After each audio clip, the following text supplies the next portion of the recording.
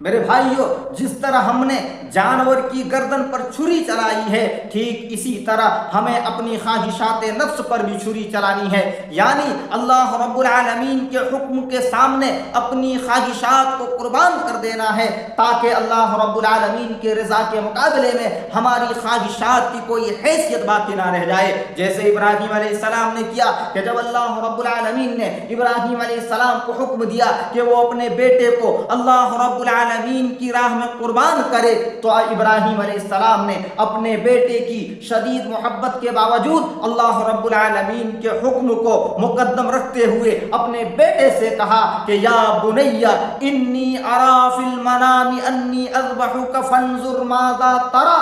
اے میرے لگتے جگر، اے میرے نور نظر، اے میرے پیارے بچے، میں نے خواب میں دیکھا ہے کہ میں تجھے ذبح کر رہا ہوں، اے میرے پیارے بچے بتاؤ تیری کیا رائے ہے، تیری کیا اچھا ہے۔ میرے بھائیوں، قربان جاؤ اسماعیل علیہ السلام کی ہمت پر کہ جس طرح ایک باپ اللہ رب العالمین کے حکم آ جانے کے بعد سر تسلیم خم کرنے والے ہیں، تو دوسری طرف بیٹا بھی اللہ رب العالمین کے حکم آ جانے کے بعد سر تسلیم خم کرنے والے ہیں۔ جب ابراہیم علیہ السلام سے یہ جملہ سنا تو اسماعیل علیہ السلام کہنے لگے کہ یا ابت افعل ما تؤمر ستجدنی انشاء اللہ من الصابرین، اے میرے ابا جان، اے میرے والد محترم، آپ کو جس چیز کا حکم ملا ہے آپ کر گزریے، یقیناً آپ مجھے صبر کرنے والوں میں سے پائیں گے۔ میرے بھائیوں، ہمارے لیے بھی ضروری ہے کہ ہم اپنی خواہشات کو قربان کر دیں، اپنی خواہشات کے پیچھے نہ بھاگیں، اور ایسا کیوں نہ ہو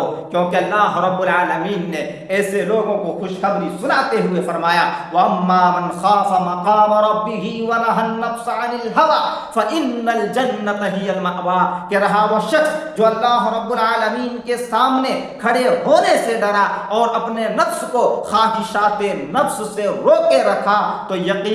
ایسے لوگوں کا ٹھکانہ جنت ہے۔